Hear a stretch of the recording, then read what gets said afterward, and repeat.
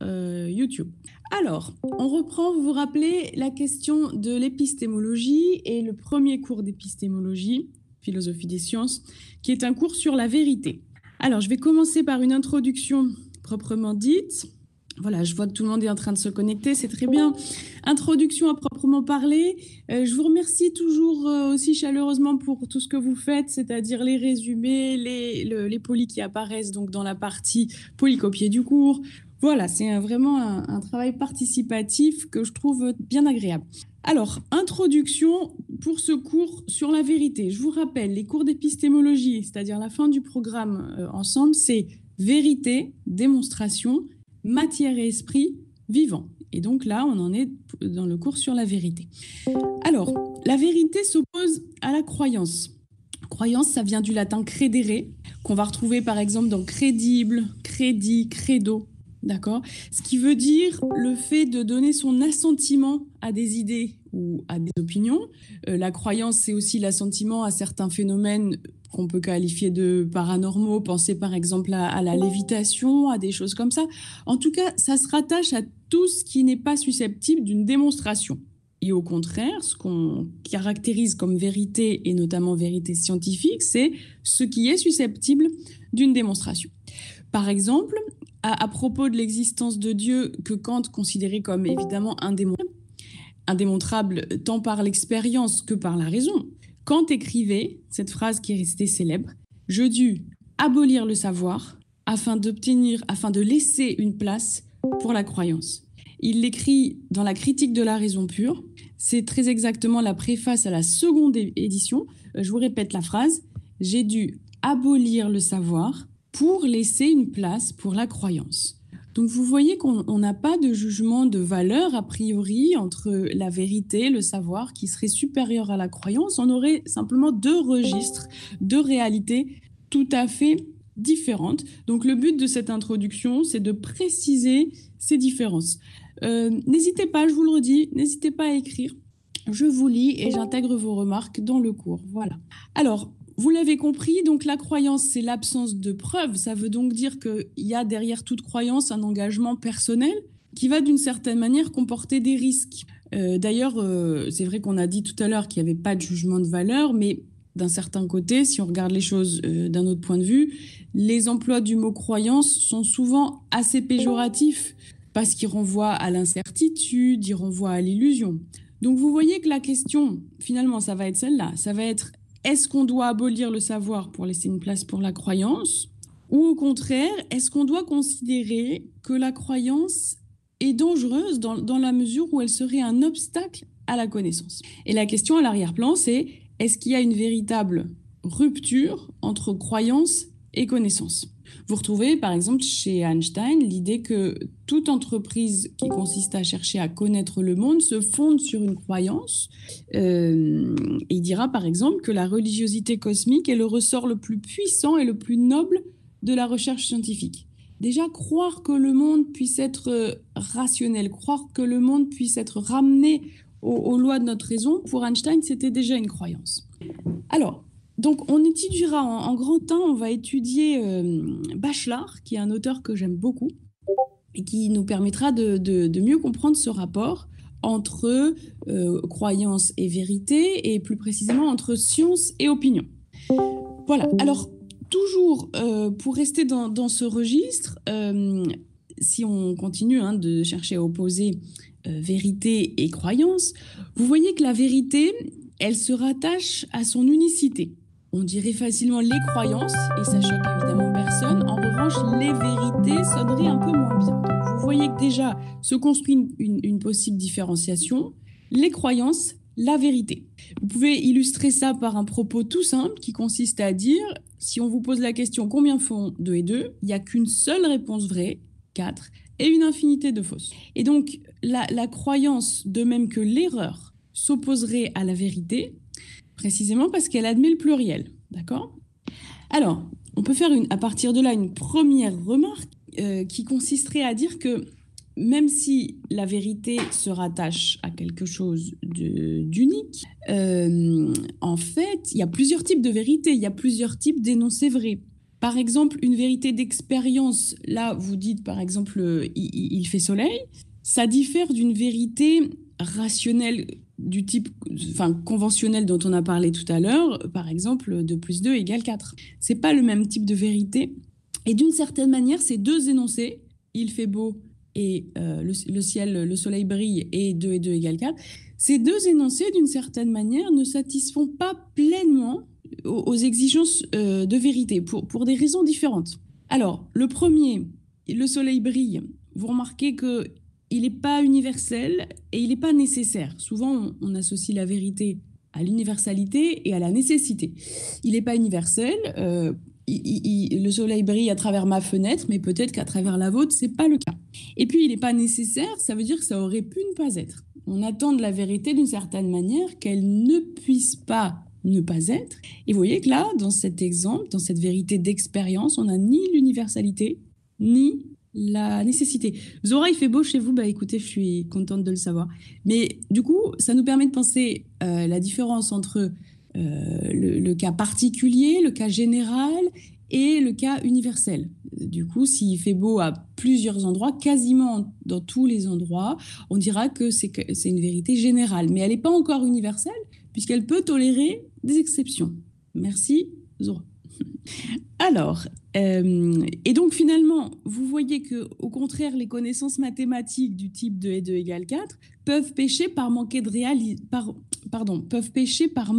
de réalisme. Un chiffre, c'est une quantité abstraite, on ne peut pas l'observer directement, il s'applique à des réalités observables. Vous allez observer 3 cahiers, par exemple. Et donc, le fait qu'il manque comme ça des critères du côté de la vérité d'expérience ou du côté de la vérité mathématique peut nous amener une question toute simple. La question, c'est est-ce que la vérité est inaccessible ? D'accord ? Faites attention, souvent j'entends « est-ce que la vérité n'est-elle pas inaccessible ?» C'est une double interrogation qui n'a pas lieu d'être. La vérité n'est-elle pas inaccessible ou bien est-ce que la vérité n'est pas inaccessible ? Voilà. Alors, le but de la connaissance scientifique, évidemment, c'est d'exprimer les lois de la nature sous la forme d'équations mathématiques. D'une certaine manière, cette connaissance scientifique, elle semble concilier le réalisme de la connaissance qui est celle de l'expérience, de la connaissance empirique, et la rigueur de la connaissance rationnelle. Cependant, comme le soulignait Einstein qu'on a cité tout à l'heure, elle a pour source une croyance, elle a recours à une croyance, ne serait-ce que la croyance au déterminisme, la croyance que tout effet est précédé d'une cause qui va être susceptible d'être réitérée. C'est au fondement de la connaissance scientifique qu'on prend comme modèle de vérité. Je vous redonne la citation d'Einstein. Il écrit ça dans Comment je vois le monde. Vous pouvez le lire. Il y a beaucoup de livres qu'on peut facilement télécharger sur Internet. Par exemple, tout à l'heure, on parlera de la formation de l'esprit scientifique et du nouvel esprit scientifique, qui sont 2 livres majeurs pour ce cours qui traitent donc de la science, qui sont écrits par Bachelard. Petite parenthèse, Bachelard, il était d'abord professeur de chimie et de physique à l'université, et ensuite, il a bifurqué vers la philosophie. Donc, il sait de quoi il parle, évidemment, quand il parle de physique, et ce sont des ouvrages que vous pouvez tout à fait télécharger, ils sont accessibles en PDF. Je ne sais pas si c'est le cas pour cet ouvrage d'Einstein, Comment je vois le monde, mais bon, vous pouvez tenter. En tout cas, c'est évident qu'il y a des extraits de cet ouvrage. Alors, Einstein, il dit « Je soutiens que la religiosité cosmique est le ressort le plus puissant et le plus noble de la recherche scientifique. Reconnaissons à la base de tout travail scientifique d'une certaine envergure une conviction bien comparable au sentiment religieux, puisqu'elle accepte un monde fondé en raison, un monde intelligible. Cette conviction, liée à un sentiment profond d'une raison supérieure, se dévoilant dans le monde de l'expérience, traduit pour moi l'idée de Dieu. » On est à la page 231. Alors, ça voudrait dire que la croyance, paradoxalement, est à la base de la méthode qu'on appelle expérimentale. D'ailleurs, si on pousse ce raisonnement un peu plus loin, vous le savez tous, le savant, le scientifique, il commence par formuler une hypothèse, et d'une certaine manière, cette hypothèse, c'est une croyance. C'est ce sens faible de la croyance qu'on oppose à un sens fort qui désigne la foi. Et donc, finalement, cette hypothèse, vous le savez, elle va être testée au cours d'une observation, au cours d'une expérimentation. Et donc, toute la question aussi, c'est de se demander si une théorie scientifique peut être vérifiée une fois pour toutes ou si elle ne doit pas finalement demeurer au stade d'hypothèse. D'accord ? Voilà. Alors, pour finir cette introduction, je vais terminer, avant de commencer avec ce cher Bachelard, Gaston Bachelard, on va terminer par une distinction. Alors, la distinction entre vérité et réalité. Elle est assez facile à faire. La vérité, c'est de l'ordre du discours. C'est de l'ordre de la connaissance. La réalité, c'est de l'ordre de l'être. Qu'est-ce que ça veut dire ? Ça veut dire que la vérité, elle va naître d'une correspondance entre celui qui cherche à connaître et la réalité. C'est la très célèbre phrase de saint Thomas d'Aquin, adéquatio, je vous l'écris, mens, l'esprit, ça veut dire en latin l'esprit, ad rem, l'adéquation entre l'esprit et la chose. Voilà une définition de la vérité qu'il est bon de garder à l'esprit dans cette introduction que vous pouvez donner en amorce par exemple, dans un devoir. Adéquatio mens ad rem. Ah, Quentin est en train de nous écrire. Suspense, angoisse. Donc, c'est l'adéquation entre l'esprit et la chose, saint Thomas d'Aquin. Je vous l'écris. Alors, ça s'écrit comme ça. J'ai oublié. Non, c'est bon. Donc, c'est la vérité, en fait, est en notre esprit en tant qu'il est adéquate à la réalité perçue. La réalité s'observe et la vérité se comprend. C'est pas mal. Oui. D'accord, on garde ça. Comme l'écrivait Quentin Violette, la réalité s'observe et la vérité se comprend. D'accord, merci Quentin. On le reprendra. Je pense qu'il y aura des liens possibles avec ça au sein du grand 1. Voilà, donc vous avez tous compris cette différence qu'on peut faire. Et en ce qui concerne la vérité, c'est une caractéristique du langage et non des choses. Le vrai et le faux sont des attributs du langage. Là où il n'y a pas de langage, il n'y a ni vérité ni fausseté. C'est ce que le philosophe anglais Hobbes... Quel siècle, au fait, pour Hobbes ? Il écrit ça dans le Léviathan, première partie, chapitre 5. C'est un philosophe. Alors, on va commencer le jeu des questions. 18e, un siècle avant, Pierre-Louis. Il est né en 1588 et il meurt en 1679. Voilà, vous n'étiez pas très, très loin. Mais... Et donc, quelle nationalité ? Continuons ce jeu des questions. Le philosophe anglais... Oh, pardon, excusez-moi. Le philosophe Hobbes, c'est un philosophe anglais, excusez-moi. Mais en plus, voilà, anglais. Merci Quentin, merci Zora.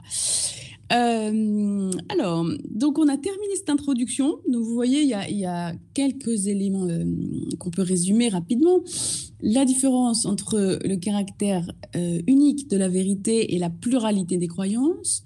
Et puis, la grande question de la rupture ou de la continuité entre croyance et connaissance. Voilà. Alors, et puis effectivement, cette dernière distinction entre vérité et réalité. Donc, on a une introduction. On vient de la terminer. Donc, à partir de maintenant, on démarre le grand 1. Alors, je ne sais pas si Aurélie, vous continuez de faire les résumés. Là, ça, je trouvais ça très, très sympathique de votre part déjà. Et voilà, vous nous dites. Donc, moi, je vous fournirai à la fin du cours une trace écrite. Mais c'est vrai que je trouvais que ces résumés en plus, voilà, c'est très bien, super. Alors, on va démarrer le grand 1. D'accord ? Donc, celui-là, je ne pourrais pas vous envoyer ça, mais je vous enverrai ce que j'ai, d'accord ? Donc, le grand 1, c'est la différence entre science et opinion. Donc, vous pouvez, je ne sais pas comment vous gérez votre prise de notes, mais grand 1, science et opinion. Et on va plonger dans la philosophie de Bachelard, dont je suis extrêmement fan. Je trouve que Bachelard a vraiment grandement contribué à une meilleure compréhension de la science.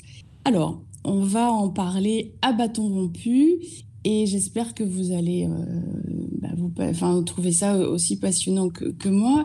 2 ouvrages que je cite à nouveau, Le Nouvel Esprit Scientifique, La formation de l'esprit scientifique. Bachelard, il est passionné par la physique quantique, donc vous voyez, c'est le début du XXe siècle. Je rappelle une chose importante, c'est que la première moitié du XXe siècle, c'est vraiment... des progrès en physique ont été extrêmes, et donc notamment la physique quantique, les développements de la physique quantique. La deuxième moitié du XXe siècle, on va plus assister à des progrès en biologie, d'accord, avec François Jacob, Jacques Monod et tout ce qu'on a appelé l'essor de la biologie moléculaire. Bon. Donc, vous pouvez retenir ce découpage extrêmement caricatural, mais qui sert un petit peu quand même. Et donc, comme je vous le disais, Bachelard va être fasciné par les développements de la physique quantique. Alors, je vais vous faire un résumé de ses ouvrages, mais ce que j'aimerais vraiment, c'est que vous alliez lire dans le texte, justement, cet auteur majeur. Alors, autre chose, c'est qu'il va falloir que... pour mes élèves, ça concerne simplement les TS1 et TS2. Il va falloir que vous m'envoyiez aussi un travail parce que, troisième trimestre signifie dissertation, explication de texte, et je vous donnerai un sujet. Il faudra m'envoyer ça par mail. Vous allez avoir une autre note. Voilà. Alors, donc, je reprends. Grand 1, Gaston Bachelard, la science, l'opinion. Pour Bach, il est très clair, lui, par rapport, si vous avez ce sujet, la science s'oppose-t-elle à l'opinion? Il est très clair là-dessus. Sa réponse est oui. La science s'oppose absolument à l'opinion.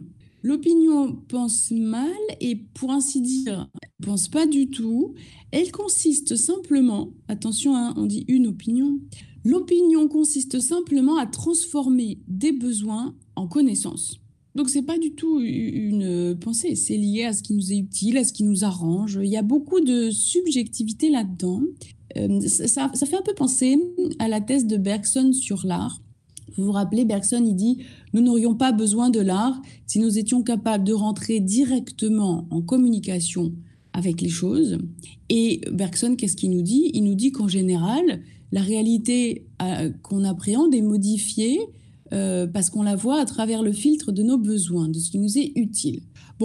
Bachelard dira la même chose de l'opinion. On a tendance à avoir beaucoup d'opinions puisque finalement, on a tendance à rester sur le plan de nos besoins. Donc retenez bien ça me semble essentiel pour démarrer. L'opinion pense mal et pour ainsi dire, elle ne pense pas du tout. Pourquoi? Parce qu'elle consiste à transformer des besoins en connaissances.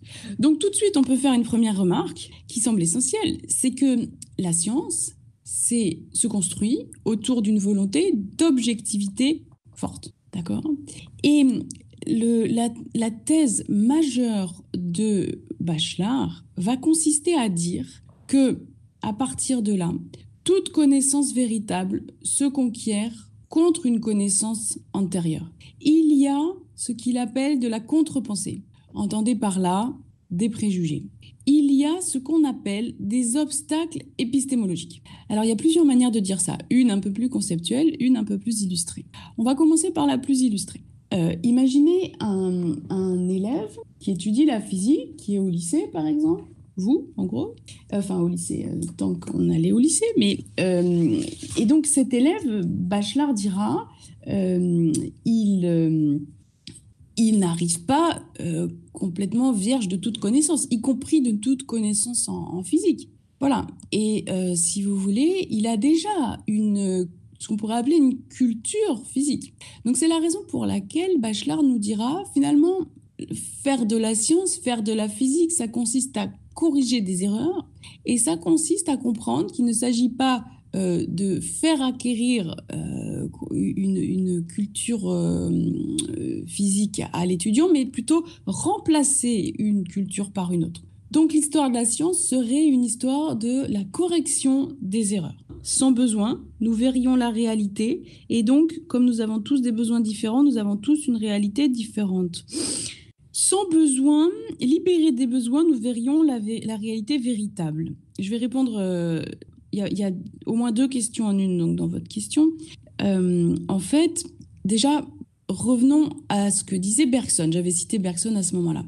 Les besoins nous masquent la réalité, représentent un filtre. Et l'artiste, c'est celui qui a réussi par un miracle ou un mystère ou une ascèse ou ce que vous voulez. C'est celui qui a réussi à se libérer, au moins pour un temps peut-être, de cette sphère des besoins. Et à nouveau, je vous redonne la phrase, nous n'aurions pas besoin de l'art si nous étions capables de rentrer directement en communication avec les choses. Donc finalement, parce qu'on n'arrive pas à rentrer directement en communication avec les choses, il y a ce besoin de l'art. Donc vous voyez qu'il faut déjà distinguer 2 types de besoins. Les besoins vitaux et puis ce besoin de l'art qui finalement n'a rien à voir avec ce qu'on appelle classiquement besoin. Donc oui, sans besoin, nous verrions la réalité. Libérés des besoins, même temporairement, nous verrions la réalité. Nous verrions, comme il y a une très très belle phrase qui dit voir dans un monde, dans une fleur sauvage, l'infini dans un grain de sable. Peut-être que c'est ça ce qu'on verrait. On serait libérés, on aurait ouvert les portes de la perception dans cette libération. Comme nous avons tous des besoins différents, nous avons tous une réalité différente. Alors Quentin, je ne suis pas sûre d'abonder dans votre sens, nous avons tous des besoins différents. Les besoins que nous avons tous en commun prennent tous des formes différentes. On a tous besoin de 2000 calories par jour. Enfin, bien sûr, on peut dire les hommes ont plus de besoins en calories que les femmes. Bon, bien sûr, on peut faire des petites différences, mais l'idée, c'est que le besoin nous taraude tous plus ou moins de la même manière. Mais en même temps, on peut faire quelques petites différences. Et donc, à partir de là, les petites différences qu'on constaterait au sein de la réalité seraient peut-être à rattacher à ces petites différences qu'on constaterait au sein de nos besoins. Pourquoi pas? Merci Quentin de votre remarque. Raphaël, sans besoin, nos 5 sens sont à l'origine d'une réalité toujours plus faible que la vraie réalité. Vous êtes platonicien ce matin, Raphaël. Oui, alors Platon nous dit qu'en effet, ces filtres, c'est tout simplement les filtres de la sensorialité. Ici, Euripide qui dira, en réalité, nous pouvons nous demander si, eu égard à cette manière de filtrer la réalité avec nos 5 sens, ce n'est pas maintenant que nous sommes morts. Qui sait si vivre n'est pas mourir et si mourir n'est pas vivre. Il va dire ça justement parce qu'il y a cette idée, il va citer Euripide, parce qu'il y a cette idée de filtre qui représenterait une mort dans le sens d'une limitation. J'ai prévu d'en parler, Raphaël, parce que j'ai prévu de plonger le plus profondément possible dans l'allégorie de la caverne. Très bien. Alors, sans nos sens, la réalité ne serait que le vide absolu. Je suis pas sûre. C'est des questions métaphysiques après en même temps. On n'a pas de possibilité de prouver tout ça, mais je trouve que vous allez un peu vite, Quentin. Je pense que de la même manière, j'essaierai d'y répondre lorsqu'il sera question de l'allégorie de la caverne. Donc vous me rappellerez votre question, puis peut-être que ce qu'on aura dit au préalable aura modifié votre approche. Alors, peut-être. Donc, j'en étais à Bachelard. Je vais reprendre. Merci pour vos questions, qui ne sont jamais une manière de dévier, mais au contraire de rendre le cours plus vivant. J'en étais à Bachelard. Vous vous rappelez cet élève qui ne va pas acquérir complètement une culture physique comme s'il n'en avait aucune, mais au contraire qui va être amené à remplacer ce qu'il pensait être vrai par autre chose. Alors, je vous avais parlé d'une approche plus illustrée, c'était celle-là, et d'une approche plus conceptuelle. L'approche plus conceptuelle, c'est une approche qui consisterait tout simplement à introduire du vocabulaire et à parler d'obstacles épistémologiques. En gros, de préjugés. Donc, finalement, c'est ce qui fera dire à Bachelard que la science fonctionne malgré l'évidence. Elle fonctionne, elle est une lutte contre des préjugés, elle est une correction d'erreurs, elle est une manière d'être triomphant face à des obstacles épistémologiques. Alors, je vais vous donner des exemples pour que vous compreniez mieux, mais ce que je vous demande de retenir, c'est assez simple. Pour ceux qui prennent des notes, on note obstacle épistémologique et on note que c'est un peu l'équivalent d'un préjugé ou bien encore d'une contre-pensée. Ça, c'est l'essentiel. Alors, Raphaël, suffit-il de connaître la trouvaille de Descartes et on connaît la vérité absolue? Oui, absolue. Alors, Raphaël, vous êtes non seulement platonicien, mais aussi cartésien, c'est-à-dire fidèle à ce doute que Descartes met en place. Ce doute, c'est un moment génial. C'est pas pour rien que c'est devenu si célèbre. C'est que Descartes, il veut douter de tout. Il se dit, voilà, j'ai remarqué que jusqu'à présent, j'avais reçu en ma créance de la part de ces professeurs qui étaient pourtant mes chers professeurs. J'avais reçu des choses en ma créance qui se sont révélées fausses grâce à l'expérience plus tardive que j'ai eue. Et donc, Descartes, ça lui plaît pas du tout. Donc, il va vouloir douter de tout, tout révoquer en doute. Ça commence, c'est méthodique, ça commence par un doute qui se rattache au sens. Ensuite, les vérités mathématiques vont finalement, elles aussi, être suspendues, jusqu'à faire l'hypothèse d'un dieu trompeur, d'un malin génie qui aurait mis toute son énergie à vous tromper. Et dans cette perte de tout seul, dans ce doute radical, dans ce doute poussé à l'extrême, Descartes finalement se rend compte qu'il ne peut pas aller aussi loin qu'il le voulait, parce qu'il y a quelque chose qui résiste au doute, c'est le doute lui-même. Et comme le doute est une pensée, il y a une espèce d'absoluité de la pensée. Et c'est pour ça qu'on a parlé de la métaphysique de la subjectivité. C'est que voilà, vous ne pouvez pas douter de votre propre doute. Voilà, c'est une manière de dire qu'il y ait quelque chose qui reste vraiment solide et qui résiste au doute, c'est le doute lui-même. Donc, on connaît la trouvaille de Descartes, on la vit intérieurement, on en fait l'expérience. D'accord ? Et finalement, Descartes nous a donné les outils finalement pour vivre ça chacun. Et on connaît une vérité absolue qui est la certitude de notre propre pensée, la possibilité de déployer ce qu'il a appelé la métaphysique de la subjectivité. Un être sans sens peut arriver à la découverte de Descartes. Alors c'est tout le sens, merci Raphaël de cette très bonne remarque, c'est tout le sens de la critique sartrienne du cogito.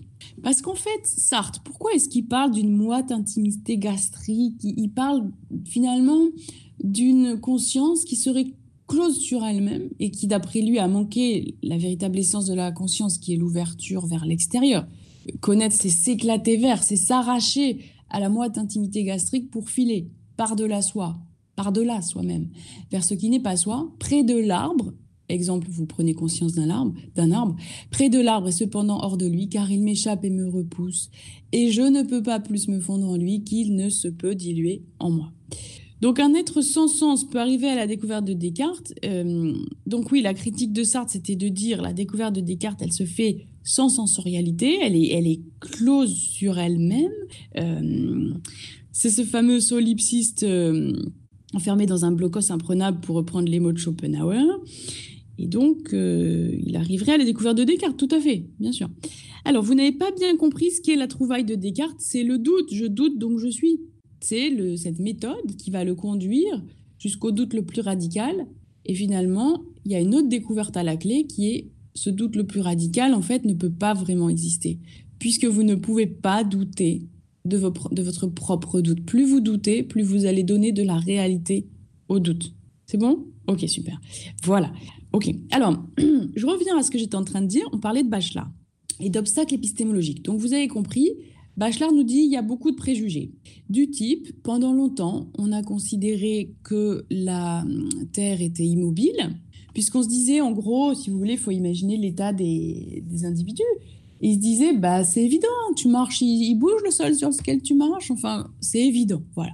Et donc, cette évidence a sclérosé les progrès scientifiques, et on peut dire que pendant longtemps, cette croyance, la croyance en l'immobilité de la Terre, a retardé les progrès de l'astronomie.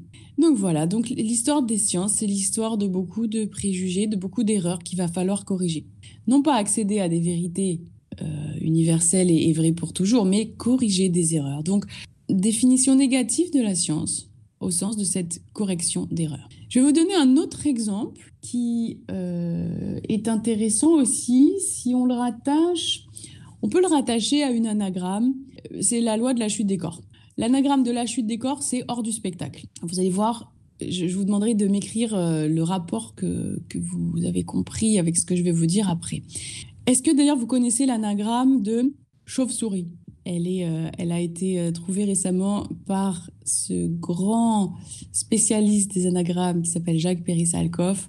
L'anagramme de chauve-souris, figurez-vous, vous ne la connaissez pas ? Souche à virus. Bon, véridique. Alors, donc, l'anagramme de la chute des corps, c'est hors du spectacle. Vous allez voir le rapport plus tard. Le principe d'une bonne anagramme, c'est qu'elle ait du sens. Hein. Alors, en fait, le premier, je vais vous poser une petite question. Qui est le premier savant à énoncer la loi de la chute des corps ? Noureddin, Raphaël, Quentin, Galilée. Alors, Raphaël, point d'interrogation. Effectivement, oulala, Newton, vous l'avez écrit comme si c'était Nouvelle-Ville. Attention, ça ne s'écrit pas comme ça. Hein. Vous avez mis des lettres en trop, Quentin. Newton, comme ça suffira. Giordano Bruno. Alors, merci. Bon, vous n'êtes pas loin, hein, mais disons qu'avant ça, alors, ceux qui ont été le plus proches, c'est Raphaël et Noureddin. Bravo. Avec Galilée.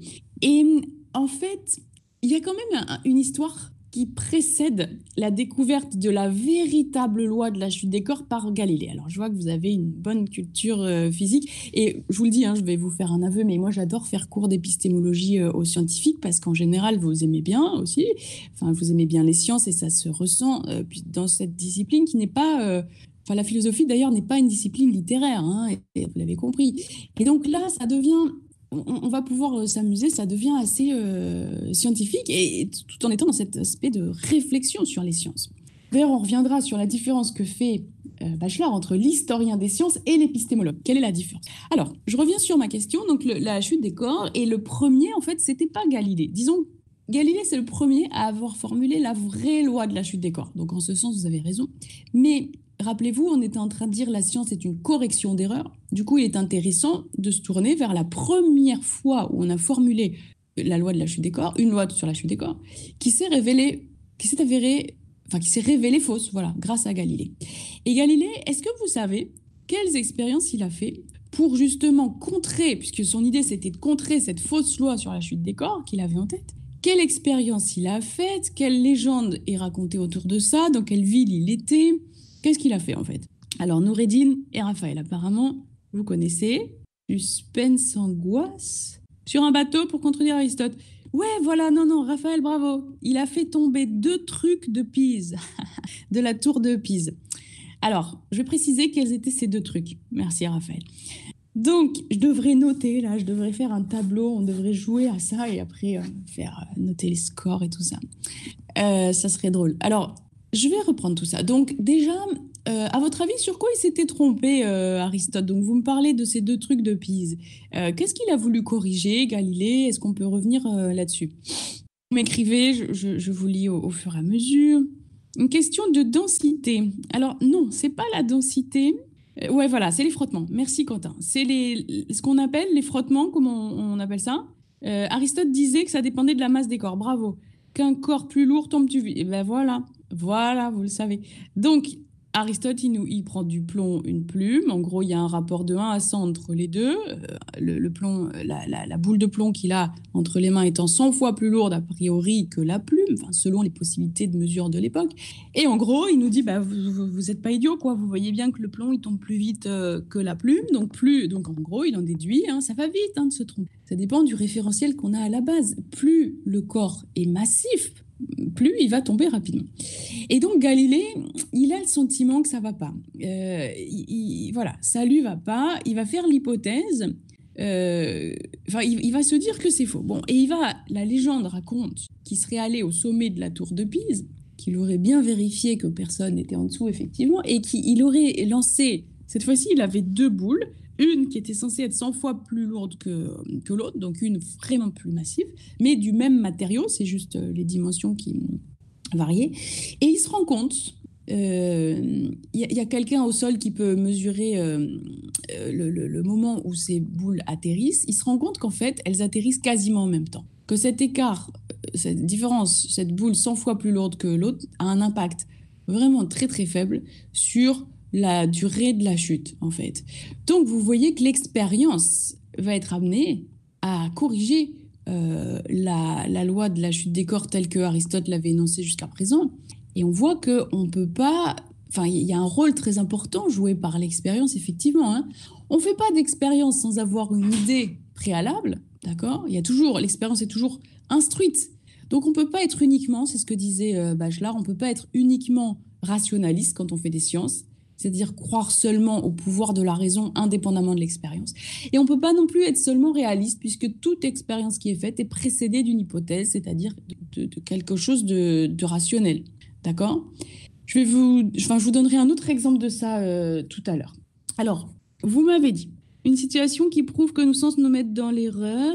Oui, nos sens, notre réalité, et puis le fait qu'on parlait tout à l'heure de plusieurs réalités, mais par exemple, la Lune n'a pas d'atmosphère, et la mission Apollo 15 a bel et bien montré que lorsque l'astronome, il a fait cette expérience, et l'humanité tout entière a pu voir les résultats, il avait dans une main une plume, et dans l'autre du plomb, il était question de reprendre, vous voyez, il y avait cet héritage et tout ce contexte autour de cette expérience.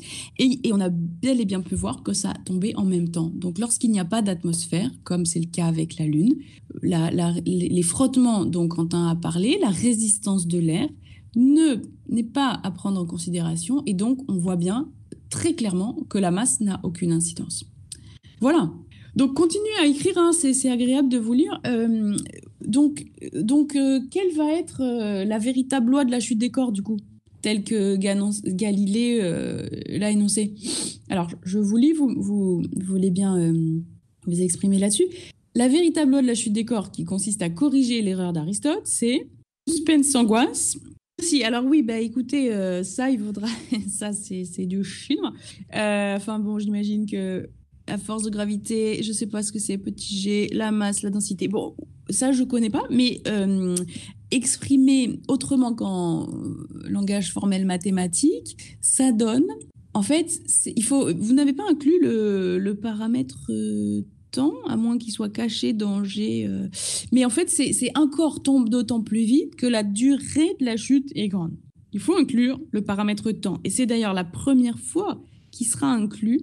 Peut-être que petit d, c'est la durée, je ne sais pas. Mais donc voilà, il faut inclure le paramètre temps. En général, le paramètre temps, c'est petit t. Hein. Donc voilà, donc ça c'est important à retenir. Donc vous voyez une hypothèse qui va être faite, une expérience, et c'est vrai que la science, c'est une démarche effectivement hypothético-déductive. Ah, c'était le calcul du champ gravitationnel, d'accord. Alors, un corps tombe d'autant plus vite que la durée de la chute est grande. Voilà la véritable loi de la chute des corps telle qu'elle va être énoncée par Galilée. Donc, tout ça pour dire que la science est une correction d'erreurs. C'était juste un exemple qui avait cet objectif. Et ça nous permettait par la même occasion de montrer que qu'est-ce que ça signifiait faire de la science. Ça signifiait à la fois être rationaliste et réaliste. On ne peut pas être uniquement n'avoir foi qu'en l'expérience. Toute expérience est précédée d'une hypothèse d'un certain degré de rationalité. Et inversement, on ne peut pas ne se fier qu'à la rationalité puisqu'il faut bien cette épreuve ou cette preuve de l'expérience. Voilà. Alors, autre exemple de ça. On est en Italie cette fois-ci, un certain Otto Loewi. Alors, je vous lis en même temps, hein, avec grand plaisir. Un degré d'incertitude. Alors, j'en reparlerai, Quentin. Il y a un principe qu'on a d'ailleurs appelé théorème d'indétermination ou principe d'incertitude, Heisenberg, sur lequel on va revenir. Heisenberg, merci Noureddine. Vous êtes ma plume, donc je suis la voix. Alors, du coup, qu'est-ce qu'on est en train de dire? L'Italie, Otto Loewi, prix Nobel de physiologie. Et en fait, ça s'écrit comme ça. Lui, est-ce que vous savez ce qui lui a valu le prix Nobel? Otto Loewi. Illustrer cette démarche scientifique qui est à la fois rationaliste et réaliste, pour reprendre les mots de Bachelard. Loewi, alors je ne vous vois pas vous presser à vos plumes interactives. Loewi, en fait, on lui doit la découverte de l'acétylcholine. Je vous l'écris, acétylcholine. Alors, c'est passionnant parce qu'en fait, ça s'est fait déjà d'une façon assez irrationnelle. On parle de rationalité là, mais ça s'est fait d'une façon assez irrationnelle puisque déjà, il y avait quelque chose qu'il ne comprenait pas. Il ne comprenait pas pourquoi la stimulation de ce qu'on appelle le nerf vague, et ce nerf vague, on l'appelle aussi nerf pneumogastrique, déjà parce qu'il a une influence sur la sécrétion de sucs digestifs également.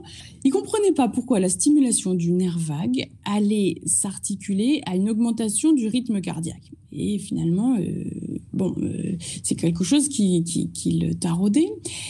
Ce qui va être très intéressant dans son histoire, c'est qu'il va faire un rêve et en se réveillant le matin, il a complètement oublié son rêve, mais il sait qu'il a eu la réponse au sein du rêve.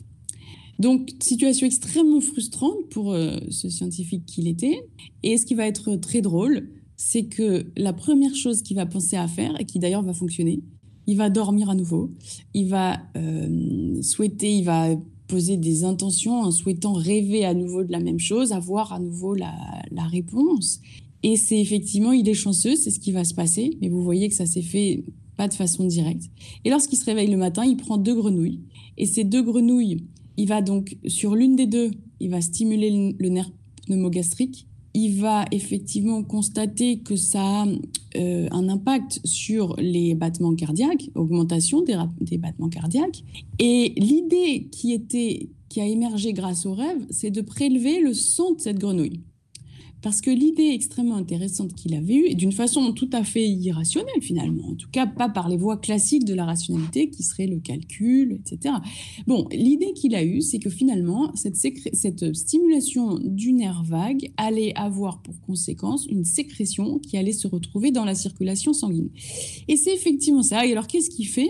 Il va prélever le sang de cette grenouille, il va l'injecter dans le cœur de l'autre grenouille et il va voir que ça a les mêmes effets. Donc, il va déjà beaucoup avancer. Il va comprendre que cette sécrétion se retrouve dans la circulation sanguine et c'est la fameuse découverte de ce qu'on appellera plus tard l'acétylcholine. D'accord ? Voilà. Alors, vous le voyez, c'est très intéressant parce que grâce à Bachelard, on voit, et aussi grâce à cet exemple, on voit que on doit être un scientifique, ça signifie être à la fois rationaliste et réaliste, c'est-à-dire donner de l'importance à notre raison et à l'expérience.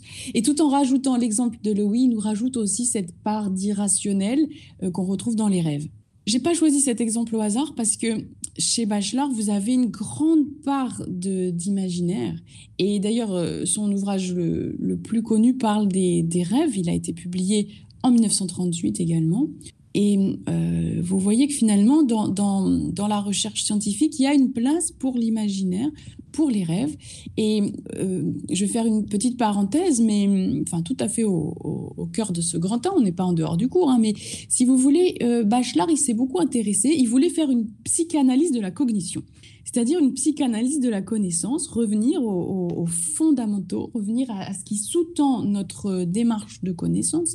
Et autant chez Freud, la psychanalyse poursuit des buts individuels qui consistent à libérer un individu de ses traumas antérieurs. Bachelard a une démarche tout à fait différente qui consiste à s'intéresser aux préjugés collectifs, à toutes les erreurs qui ont pu se sédimenter dans un inconscient qui est finalement vécu comme collectif. Et il y a une réelle consistance psychologique à tout ça. Hein. C'est difficile de surmonter des obstacles épistémologiques. Ça suppose beaucoup d'efforts de corriger des erreurs qui sont en fait collectives. Et ce qu'a montré Bachelard, c'est que finalement, la cognition, la connaissance en tant que telle, était souvent liée à des motifs, par exemple, sexuels. Donc le point commun avec Freud, c'est ça, c'est que cet inconscient cognitif, il est aussi en lien, on va le dire, avec la sexualité. Je vais vous donner un exemple de ça. Exemple qui me semble particulièrement intéressant aussi, c'est un autre prix Nobel, toujours en lien avec les rêves. Donc ça nous permet toujours d'illustrer cette même idée, le rapport réalisme, rationalisme et la part d'irrationnel dans la science. Je le répète, le réalisme, c'est l'importance de l'expérience. Le rationalisme, c'est les lois de notre esprit, l'importance de notre compréhension propre et les logiques d'hypothèse, etc. Et puis l'irrationalisme, c'est la part des rêves. Cet exemple, je crois en avoir déjà parlé, c'est l'exemple d'Ouroboros. Alors, pour ceux à qui j'en ai parlé, qui était Ouroboros ? Serpent qui se mord la queue, merci Manon. Est-ce que vous savez quel scientifique a fait une découverte directement liée à Ouroboros? Il porte un nom à coucher dehors, comme on dit. Le scientifique en question, hein, pas Ouroboros. Il y a un scientifique, un prix Nobel à nouveau, prix Nobel de chimie cette fois-ci, qui va faire une découverte. Et finalement, cette découverte, qui a été reconnue de façon universelle, hein, cette découverte, elle est liée à ce serpent qui se mord la queue, comme Manon vient de le préciser. Elle est liée à Ouroboros. Alors, je vous l'ai dit, il porte un nom à coucher dehors. Il est hollandais.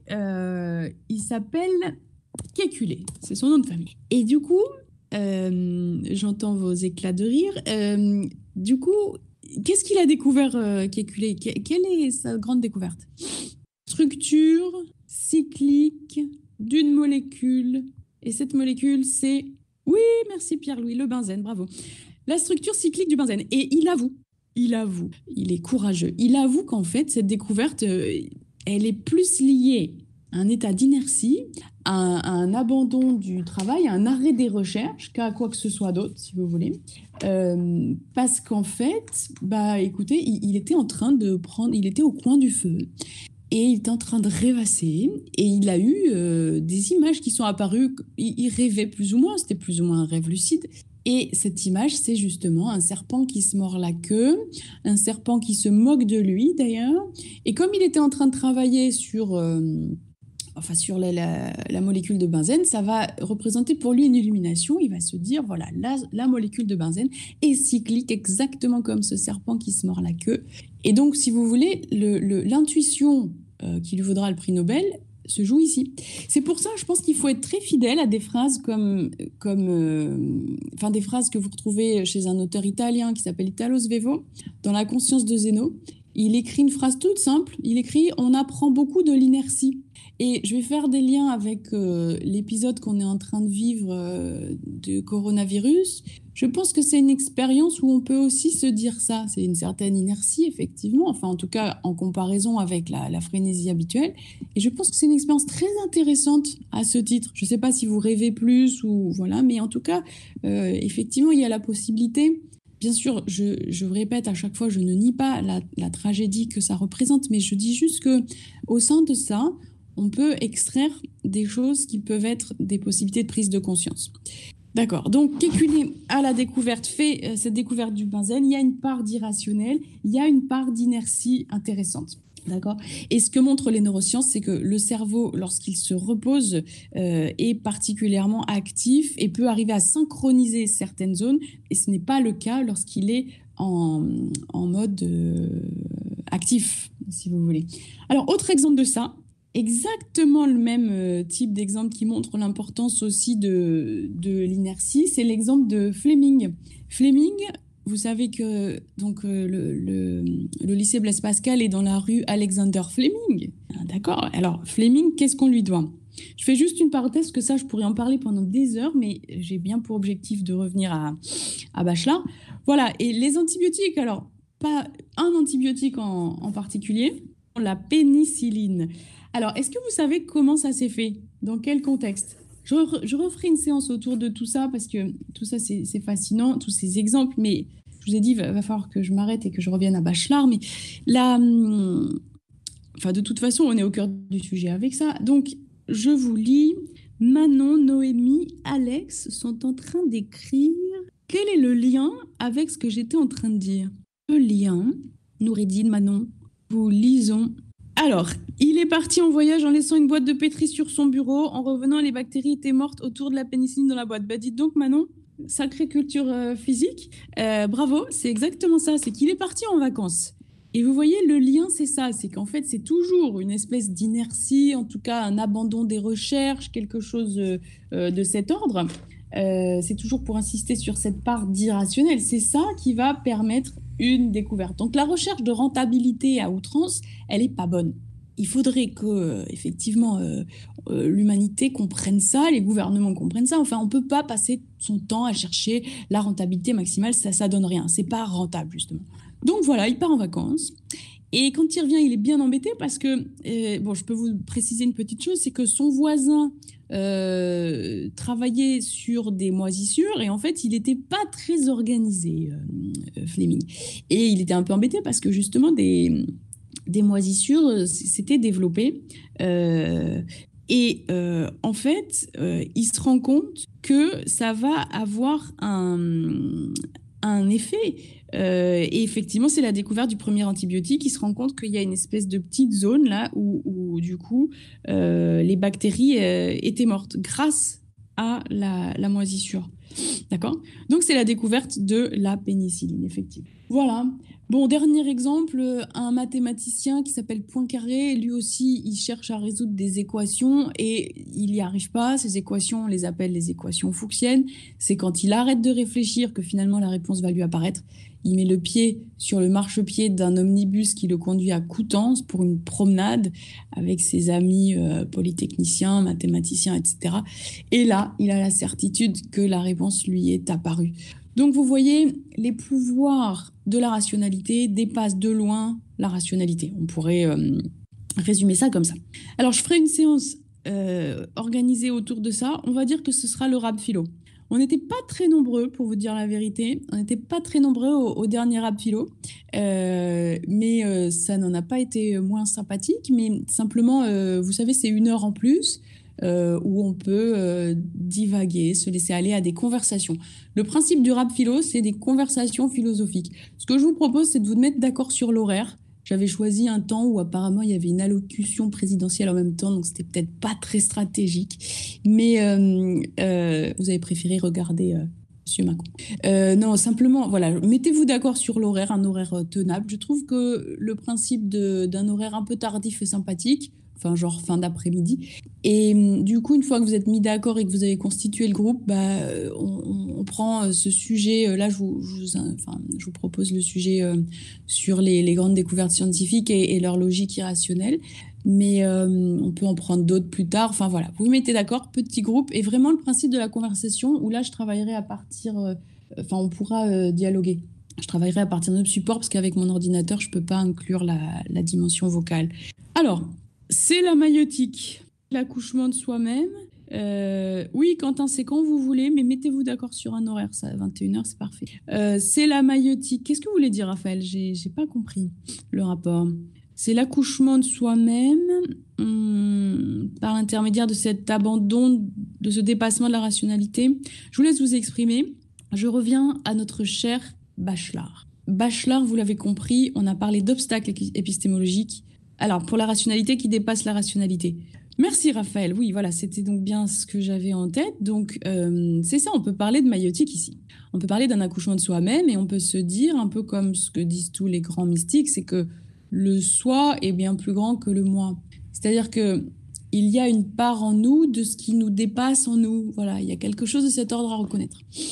Et c'est pour ça que je cite toujours cet élève que j'ai eu il y a, j'allais dire de nombreuses années, c'est pas exactement ça, mais il y a quelques années, et qui parlait de ce périple de la conquête de soi par soi. J'ai jamais oublié cette phrase, comme d'autres d'ailleurs, parce que je trouve que c'est exactement ça qui se joue, y compris dans la recherche scientifique. Et ça rejoint effectivement Pascal.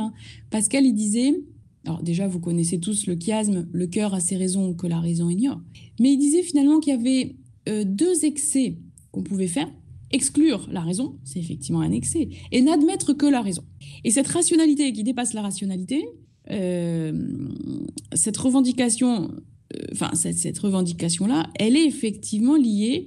Il ne faut pas faire cet excès de n'admettre que la raison. Voilà. Ça me semble essentiel. D'accord ? Alors, je reviens à Bachelard. Donc, vous avez compris, ce qu'on a rajouté comme idée sur Bachelard, c'est l'imaginaire.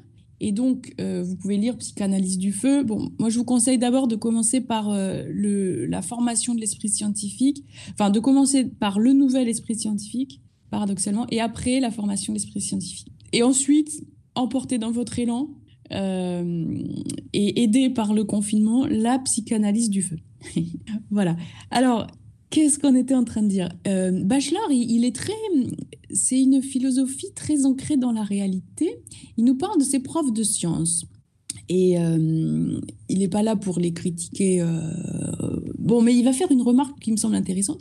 Il dit, un peu plus que les autres professeurs, il avait remarqué que ces professeurs de sciences n'avaient aucunement développé en eux ce qu'il a appelé la psychologie de l'erreur. C'est-à-dire que pour lui, ces profs de sciences ne comprenaient pas qu'on ne comprenne pas. En gros, il le résume comme ça. Et alors, c'est intéressant parce que, vous l'avez remarqué, on apprend beaucoup des erreurs. Finalement, on peut dire que notre fameux Alexander Fleming, c'est d'une erreur qu'est née la découverte de la pénicilline. Bon. Donc, on apprend beaucoup de ces erreurs et Bachelard, finalement, s'étonne qu'on ne s'intéresse si peu à la psychologie de l'erreur, que les professeurs de sciences ne comprennent pas qu'on ne comprenne pas. Donc, il va s'intéresser à la psychologie de l'erreur, et vous l'avez compris, il s'intéresse à la psychologie de l'erreur d'un point de vue collectif. C'est le principe de l'obstacle épistémologique. Il ne se remettait pas en question. Oui, peut-être pas assez. Et surtout, il ne comprenait pas, peut-être parce qu'il comprenait très vite, mais il ne comprenait pas qu'on ne comprenne pas. Il y a plein de raisons derrière ça. Peut-être un manque de doute cartésien, peut-être une compréhension très rapide des choses, enfin voilà. Et donc, Bachelard fait cette remarque en disant la psychologie de l'erreur, au contraire, semble essentielle, puisque si la science est bel et bien une correction d'erreurs, on voit à quel point il faut comprendre nos erreurs, ne serait-ce que voilà, pour mieux pouvoir les corriger. Donc il y a cette remarque qui va être faite. Et on vous parliez en fait, Quentin, vous disiez, il ne se remettait pas en question, mais c'est vrai que Bachelard a une belle formule. Bachelard nous parlera toujours du mystère du réel. Il y a quelque chose qui est d'une certaine manière voué à être mystérieux. La nature est une femme, comme disait Nietzsche, elle est pudique, elle se voile et elle ne nous livre pas tous ces mystères d'un seul coup. Et d'ailleurs, Bachelard, il va employer des métaphores, c'est aussi un poète, et il nous disait, finalement ça rejoint l'allégorie de la caverne, il nous dit l'entreprise scientifique, c'est une entreprise qui projette ses lumières, mais qui déploie aussi ses ombres. Et vous ne pouvez pas dévoiler la réalité dans son intégralité. Toute entreprise de connaissance projette aussi ses ombres. Voilà. Alors ces ombres, ce sont les erreurs, en fait, hein, c'est ça. Donc, vous nous dites, Quentin, il est difficile de chercher la chose qu'une personne ne comprend pas lorsque nous la maîtrisons. Oui, du coup, le meilleur professeur, c'est celui qui a rien compris. Je reviens dans 30 secondes, je vous laisse méditer là-dessus. Non, j'exagère, mais le meilleur professeur, moi j'ai toujours pensé qu'on n'était pas... Ça fait 13 ans que j'enseigne la philosophie, et la première année où j'ai enseigné la philosophie, j'avais pas le sentiment... Enfin, j'ai toujours pensé qu'on n'était pas un meilleur prof 13 ans plus tard que 13 ans avant, quoi. Parce que finalement, il y a une certaine fraîcheur quand on démarre et aussi cette proximité avec ce qu'on n'avait pas compris qui peut être intéressante. Je vous abandonne 30 secondes. Je vous laisse écrire tout ce que vous pouvez pendant ce temps-là. Je suis là dans 30 secondes. Alors, me voici. C'était extrêmement rapide, moins de 30 secondes. Quentin. Quentin est en train de nous écrire. Alors, Quentin, on vous lira après. Ah, pardon. Celui qui ne comprend pas peut trouver et donner des clés aux autres pour qu'ils puissent comprendre plus tard. Oui, ben c'est tout le principe de la psychologie de l'erreur. C'est pas pour rien qu'on fait des erreurs. Et si on peut mettre le doigt dessus, c'est forcément intéressant. D'accord ? Peut-être qu'on peut aussi se dire... il est possible d'enseigner des choses qu'on ne comprend pas soi-même. Donc, dans ce cas-là, on ne peut pas résoudre les erreurs des autres. Enfin, on peut pas bien expliquer dans ce sens. Enfin, je pense à une remarque d'Étienne Klein qui disait que ses profs de physique n'avaient pas compris ce qu'ils enseignaient. Carré, expliquer, c'est un mot intéressant si on s'intéresse à l'étymologie. Ça vient du latin explicare, qui veut dire déplier. Donc, vous voyez, il y a l'idée que l'erreur serait comme un pli. C'est Deleuze qui a beaucoup parlé du pli. Et l'erreur serait comme un pli qu'il faudrait... Et le pli, ça génère une ombre. Vous voyez, on reste dans cette métaphore de l'ombre. Et au contraire, vous, mettre en lumière, ce serait justement déplier, enlever ce pli. Tout est replié. Donc, il n'y aurait rien.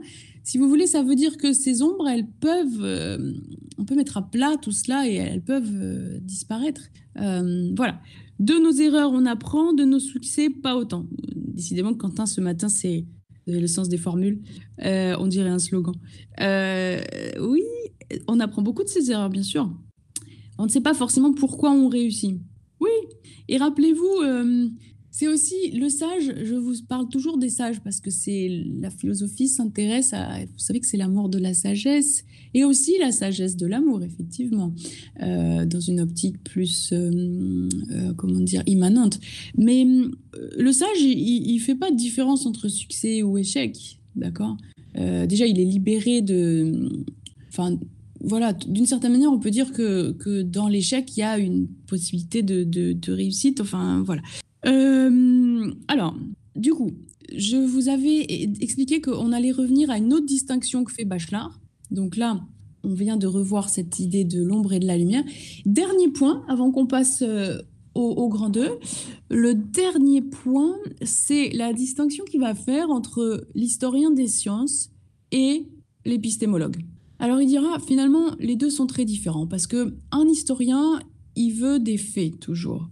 Et finalement, il est en fait... il est... Non, mais on est tous présidents là, non ? C'est Quentin président. Je vous lis, vous dites des bêtises, je voulais pas lire ça, mais... Non, l'idée c'est... qu'est-ce que j'étais en train de dire ? Le fait que l'historien des sciences, il va tout considérer comme un fait. Et au contraire, donc toute idée devient un fait, et chaque fait va être intéressant à analyser. Et au contraire, pour l'épistémologue, tout fait devient une idée. Et certaines idées sont meilleures que d'autres. Il y a effectivement des contre-idées. Donc tout n'est pas à prendre... Il y a quelque chose qui va chez l'épistémologue, il y a un contenu normatif. Vous êtes pardonné, Quentin. Voilà. Alors, j'ai terminé mon propos sur Bachelard. Bon, j'espère que le but, je reprends cette métaphore de l'arbre. Le but, c'est de comprendre que là, avec ces quelques idées, 6, 7, 8, 9 idées, on plante des graines qui vont devenir des arbustes, qui vont devenir des arbres, qui vont s'implanter, qui vont donner d'autres graines. Enfin, vous voyez, l'idée, c'est que ça vous intéresse et que vous alliez plonger là-dedans. En prenant cette métaphore de l'arbre, je me rends compte que j'ai oublié de vous parler d'une chose. À un moment, toujours dans ce rapport science-opinion, ah oui, alors je reprendrai ça après. Vous pouvez donner des exemples pour la dernière distinction, s'il vous plaît. La distinction voulait dire entre l'épistémologue et l'historien des sciences. L'historien des sciences, il va tout considérer comme un fait. Par exemple, reprenons l'exemple de la loi de la chute des corps. Tout est un fait pour lui, que ce soit Aristote ou bien Galilée. Ils sont considérés à égalité, si vous voulez. D'accord ? Il n'y a pas de contre-pensée. Et l'historien, il collecte des faits. Il est dans cette optique du témoignage. Il n'y a pas de jugement de valeur derrière ces deux exemples. Alors qu'au contraire, comme on l'a dit, l'épistémologue, il déploie un contenu normatif, c'est-à-dire qu'il sait que ce qu'a fait Galilée est préférable à ce qu'a fait Aristote. Donc, tout fait devient une idée, sous-entendu. Il y a de mauvaises idées, par exemple, dans l'idée d'Aristote. Il n'y a pas que des mauvaises idées, mais il y a peut-être un peu plus d'ombre que dans la théorie de Galilée, dans l'hypothèse de Galilée. Où ici, on a affaire à une idée qui va corriger la contre-pensée représentée par Aristote. Vous voyez ?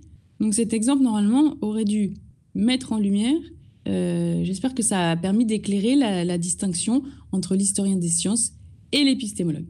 C'est amusant que la science fasse un jugement de valeur un peu paradoxal. Si elle est correction d'erreur, effectivement, ça ne me semble pas paradoxal, c'est la base même, puisque la vérité est préférable à l'erreur. D'ailleurs, ce n'est pas seulement un propos scientifique. Si vous lisez Platon, vous verrez qu'il écrit « il faut aller à la vérité avec toute son âme ». Donc effectivement, la valeur, c'est la vérité. La contre-valeur, c'est l'erreur. Mais comme on l'a dit tout à l'heure, on peut aussi se dire que l'erreur est intéressante et on peut aussi, dans ce cas-là, est-ce qu'on devient historien des sciences et est-ce qu'on cesse d'être épistémologue? Non. Il y a quand même, puisque la vérité est la valeur, l'erreur peut apparaître intéressante, étant donné qu'on apprend grâce à elle. Vous voyez, donc on boucle la boucle, on redevient ce serpent qui se mord la queue. Voilà, un peu paradoxal. Oui, mais c'est un peu trop humain du coup. Peut-être... je pense que l'idée de dire que l'erreur est intéressante résout en partie le problème. On en reparle dans le rap philo, auquel je vous convie. Alors, qu'est-ce que j'étais en train de vous dire ? Oui, j'étais en train de parler d'arbres. Il y avait cette métaphore du règne végétal. Et à un moment, quand vous lirez la formation de l'esprit, le nouvel esprit scientifique, il y a un passage dans lequel Bachelard se demande si on peut, au même titre que Descartes avait pensé une morale provisoire, avant de connaître cette parfaite morale qui représente le dernier degré de la sagesse, est-ce qu'on pourrait se contenter d'une connaissance provisoire avant de parvenir à la vérité qu'on peut considérer comme absolue? Et Bachelard répond négativement à cela. Il nous dit, en fait, vous ne pouvez pas faire ça puisque la connaissance provisoire ressemblerait trop à quelque chose qui s'appelle l'opinion, qui est ce contre quoi la science lutte. Voilà. Alors, le rapport aux arbres, c'est quoi ? C'est que dans la lettre préface au principe de la philosophie, qui est un ouvrage écrit par Descartes, vous avez l'idée que toute la connaissance serait comme un arbre, dont les racines sont la métaphysique, des questions comme qu'est-ce que Dieu, le tronc, la physique, et toutes les branches qui sortent de ce tronc se réduisent à 3 principales, la médecine, la mécanique et la morale. Et Descartes précisera, j'entends la plus haute et la plus parfaite morale qui, présupposant une entière connaissance des autres sciences, est le dernier degré de la sagesse. Quand vous lirez le nouvel esprit scientifique, vous verrez qu'il y a une référence implicite à cela, puisque Bachelard va nous parler d'une connaissance provisoire. Et c'est une référence implicite à cette morale provisoire, cette morale par provision que Descartes propose, puisqu'il faut bien agir avant de parvenir à ce dernier degré de la sagesse. Et donc la question de Bachelard, c'est est-ce qu'on peut avoir une connaissance provisoire ? Question qui s'avère rhétorique, puisqu'en fait, il y répond négativement en disant c'est trop proche de l'opinion pour qu'on puisse considérer ça comme souhaitable. Alors, Raphaël, Einstein, le plus incompréhensible dans l'univers, c'est qu'il soit compréhensible. Oui, la phrase est très marrante. Effectivement, c'est une phrase qui est restée célèbre. Alors, lisez Einstein, hein, Comment je vois le monde, l'ouvrage qu'il a écrit aussi avec Kinfeld, L'évolution des idées en physique. Enfin, tout ça, ça peut représenter des lectures intéressantes. Alors, je fais une petite parenthèse. Il est question de se dire que on ne sait pas ce que ça va donner, les examens, etc., mais on part du principe que le bac va avoir lieu. Et du coup, ça reste probable, hein, et du coup, l'idée, c'est il faut lire. Puis même, vous savez bien qu'on ne lit pas que pour le bac, c'est pour vous tout ça. Lisez, que ce soit Einstein, que ce soit Bachelard, que ce soit Platon, lisez ces textes et à partir de là, on pourra converser déjà de façon... Enfin, c'est intéressant. Alors, voilà, donc j'ai terminé le grand 1. À ce stade du parcours, on a fait introduction, grand 1 autour de la figure de Bachelard, et on va maintenant passer au grand 2. Le grand 2, il s'intéresse à la conquête de la vérité avec une reprise de l'allégorie de la caverne. Alors, le grand 2, il s'intitule « La difficile conquête de la vérité ». Alors, à partir de là, je pourrais vous donner plus facilement les supports. C'est pour ça, Aurélie, vous pouvez vous contenter du résumé. Enfin, c'est vous qui voyez, vous faites un peu comme vous voulez. Alors, la difficile conquête de la vérité. Donc, le sujet que je donne au TS1 et TS2, vous avez 2 semaines pour le faire. Je vous demanderai de me le rendre par email dans 2 semaines. Mon mail, je vous l'écris, justinebarbier24@gmail.com. La vérité est-elle inaccessible? Voilà le sujet que je vous donne.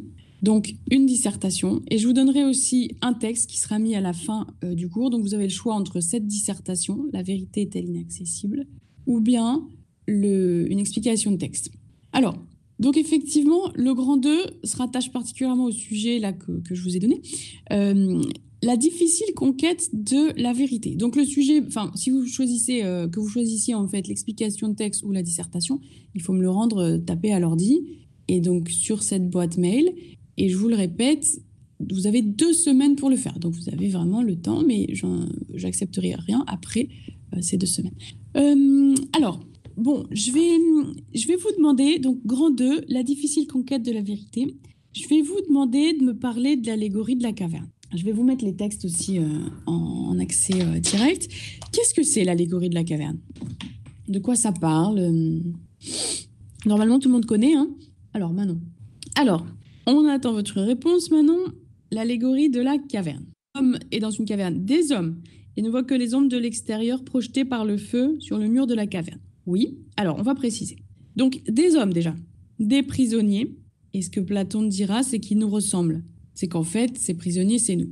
Nous, dans le sens où on vivrait dans le monde des illusions, dans un monde tout à fait illusoire, qui serait représenté par ces ombres projetées. Alors, des hommes sont enchaînés dans une caverne. Ils ont derrière eux un spectacle de marionnettes qui s'agite et qui projette ces ombres, puisqu'il y a un feu, sur les parois devant eux. Ils ont des espèces d'œillères qui ne peuvent pas se retourner. Et cette caverne, vous l'avez compris, c'est une demeure obscure qui est directement en lien avec un certain obscurantisme, c'est-à-dire c'est le lieu de l'ignorance, de l'illusion, etc. Et le philosophe va être représenté par celui qui sort de la caverne. Est-ce mieux de sortir de la caverne et de s'exposer potentiellement à des difficultés ou de rester dans le confort de la caverne? C'est toute la question. Donc, effectivement, ce que dit la philosophie, c'est que c'est mieux de sortir de la caverne, au risque de s'exposer à des épreuves difficiles. Celui qui sort, il a d'abord mal aux yeux. Il est d'abord ébloui par cette lumière trop forte. Il finira par s'habituer. D'ailleurs, rappelez-vous la phrase de Dostoïevski, « Un être qui s'habitue à tout », voilà, je pense, la meilleure définition de l'homme. Il finira par s'habituer à cette lumière, mais au départ, ça lui brûle les yeux. Et effectivement, il y a l'idée d'une épreuve, que la connaissance elle-même est une épreuve. Bon, alors vous l'avez compris, il y a un certain confort dans la caverne. Personne ne se rend compte de la réalité illusoire, du caractère illusoire de ce qu'on appelle pourtant réalité.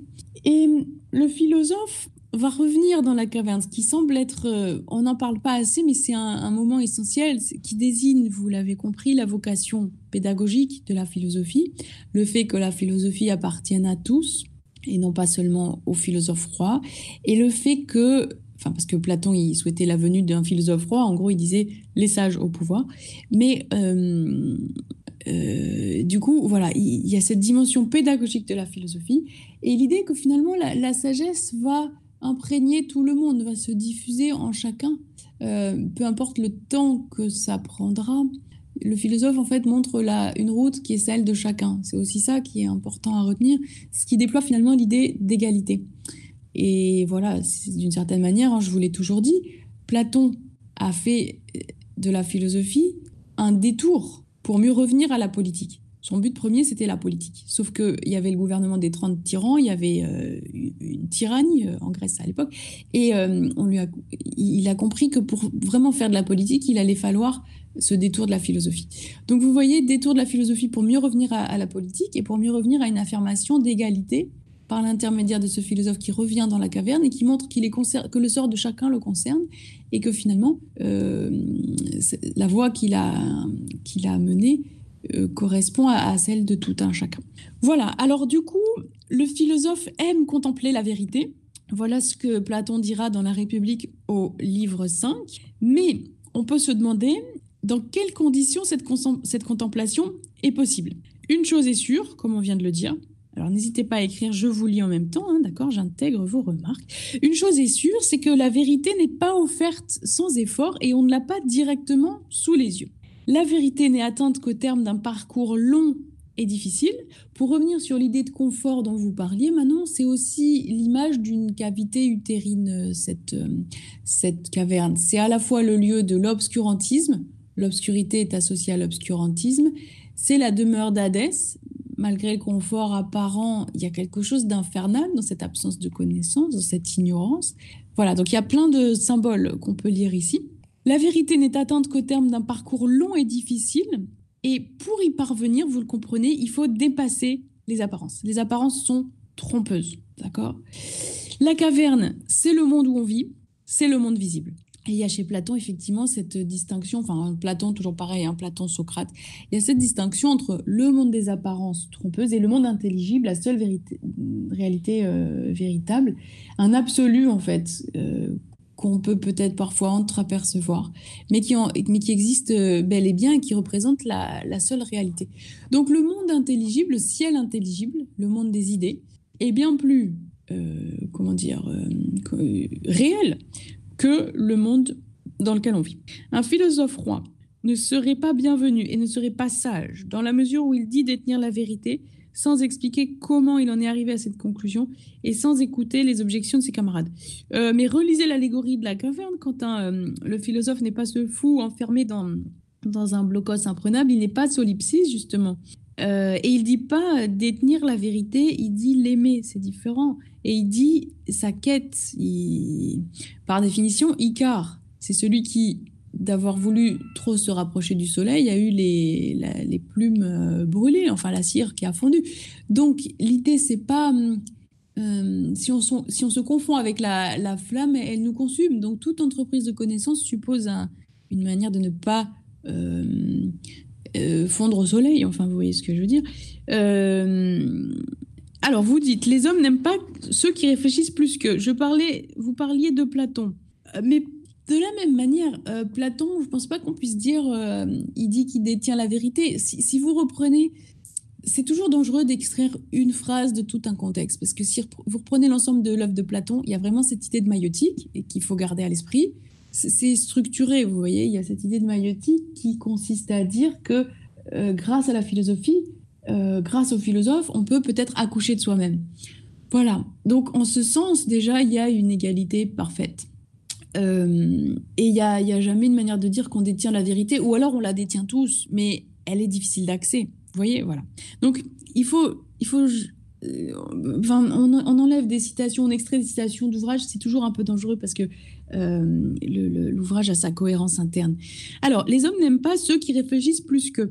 C'est ce qu'avait montré Schopenhauer dans un ouvrage, alors ça va vous faire rire, Quentin en particulier, c'est un ouvrage qui s'appelle L'art d'avoir toujours raison. Mais vous comprenez, c'était effectivement ironique. Il y a quelque chose qui résonne de façon ironique derrière ça. Donc, dans L'art d'avoir toujours raison, Schopenhauer s'interroge sur la manière dont une opinion va être prise pour une vérité et va devenir l'opinion de chacun. Et il dit, en gros, qu'au départ, c'est certainement l'opinion de 2 ou 3 personnes, puis on prend pas la peine d'examiner tout cela, ça se répand de proche en proche, et puis après, on va se dire que autant d'individus ne pouvaient pas avoir tort tous ensemble, donc ça va devenir vraiment très solide, et on va aller jusqu'à rejeter ceux qui prennent la peine. Hein, c'est quand vous dites les hommes qui réfléchissent plus qu'eux, j'ai pensé à ça tout de suite, ceux qui prennent la peine d'examiner les choses à fond et qui vont donc avoir une pensée différente. Et ces empêcheurs de penser en rond vont être, c'est ce que va montrer Schopenhauer, vont être violemment écartés puisqu'ils vont déranger d'une certaine manière. Et c'est là que ça rejoint ce que vous étiez en train de dire, Manon. Ce que dira Schopenhauer, c'est que ce qu'on ne supporte pas chez ces gens, c'est moins la pensée différente qui va être exprimée que le fait qu'ils montrent cet effort de penser par soi-même. On ne supporte pas qu'ils nous révèlent finalement notre paresse intellectuelle. Et Schopenhauer, vous l'avez dans le manuel que vous avez au programme cette année, dans le manuel de philo. Et le texte en question, là, vous pouvez le retrouver facilement. C'est fascinant parce qu'il y a des dynamiques ici qui semblent en effet présentes. Voilà. Alors, j'ai répondu, j'espère, à vos remarques. Enfin, on a dialogué à partir de ça, donc vous pouvez continuer d'écrire. Alors, on va reprendre. Donc, j'étais en train de vous dire que la première leçon de l'allégorie, c'était de comprendre que l'expérience sensible n'était faite que d'apparence fugitive. L'allégorie de la caverne, c'est peut-être le texte le plus fondamental de toute la philosophie. Hein. Donc, c'est vraiment essentiel. Et donc, il faut comprendre que la réalité sensible est une illusion. La connaissance vraie va donc commencer par une conversion qui va nous arracher à l'expérience sensible et qui va commencer par la récuser. Bon, normalement, vous devriez voir de façon limpide le rapport avec Bachelard. Hein, la science fonctionne malgré l'évidence, ou bien Alain qui dira aussi « penser, c'est dire non ». On récuse l'expérience sensible. Ça semble très important. Donc, pour accéder à la connaissance vraie, il va falloir sortir de la caverne pour contempler le monde extérieur, qui va symboliser dans l'allégorie le monde intelligible ou bien le monde des idées. Contrairement au monde sensible, le monde intelligible, chez Platon, il est fait de réalités véritables. Le monde sensible, il est peuplé d'ombres et de fantômes. Vous voyez, on retrouve cette même métaphore de la lumière et de l'ombre. Le monde intelligible, il est accessible seulement à l'esprit, il est accessible seulement à l'intelligence, donc seul l'esprit peut le connaître. Et comme je vous disais tout à l'heure, il faut aller au vrai avec toute son âme. Voilà le propos de Platon. Alors Platon va appeler ces réalités intelligibles des essences, des formes. Elles sont éternelles. Il y aurait l'idée que la vérité se rattache à l'idée d'éternité. Elles sont identiques à elles-mêmes. Les apparences sont toujours fugitives. Et elles sont... par exemple, la beauté en soi est un exemple. Donc éternelle, identique à elle-même. Et elles permettent en ce sens une universalité et une objectivité du savoir. Alors vous comprenez peut-être mieux pourquoi Nietzsche détestait Platon. C'est que Nietzsche, c'est celui qui va vouer un culte aux apparences. Il va vouloir réhabiliter l'apparence. Vous vous rappelez, hein, je vous avais déjà cité cette phrase que je trouve magnifique. C'est le bonheur d'un œil qui a vu s'apaiser sous son regard la mer de l'existence et qui ne peut pas se lasser de contempler la surface de cette mer, son épiderme multicolore, tendre et frissonnant. Il n'y eut jamais auparavant pareille modestie de la volupté. Benoît, je vous ai vu écrire, mais vous arrêtez par la même occasion, donc n'hésitez pas hein, si vous avez une remarque. Oui, donc voilà, Nietzsche détestait Platon et précisément pour cette raison. Alors chez Platon, vous voyez donc, ces formes sont éternelles, toujours identiques à elles-mêmes, la beauté en soi. Elles permettent une universalité et une objectivité du savoir. Et nous ne pouvons connaître la vérité qu'à condition de prendre ces idées avec un I majuscule, ces idées pour objet de connaissance. Parce que les idées, à la différence des choses matérielles, elles ne sont pas changeantes et périssables, elles sont au contraire immuables. La vérité d'un jugement dépend par exemple de l'objet auquel il s'applique. L'objet doit donc avoir les mêmes caractéristiques que la vérité. Il doit être lui-même universel et éternel. D'une certaine manière, il y a l'idée que le jugement vrai est un jugement qui est vérifié partout et toujours. Donc ce jugement va tirer sa valeur à la fois de sa coïncidence avec l'objet dont il juge et de la nature de l'objet.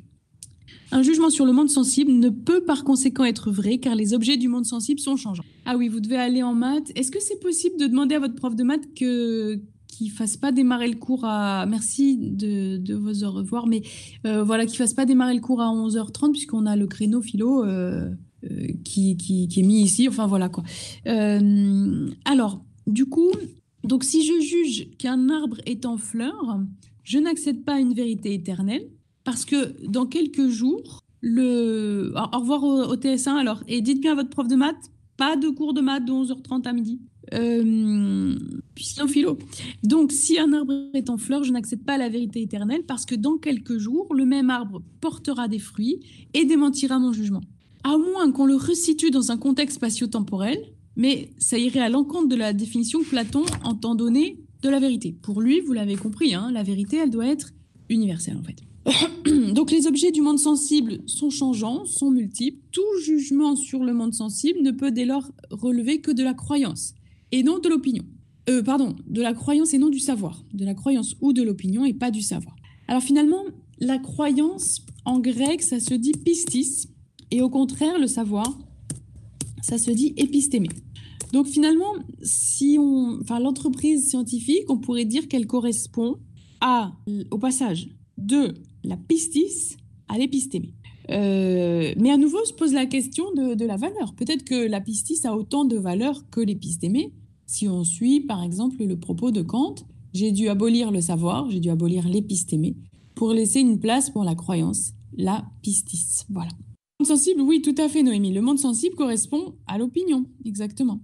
Alors, chez Platon, l'élan de l'esprit vers la vérité correspond à une élévation. Il renvoie à une ascèse, au sens grec d'askésis, qui est un exercice. Donc pour Platon, il faut toujours s'exercer à ça.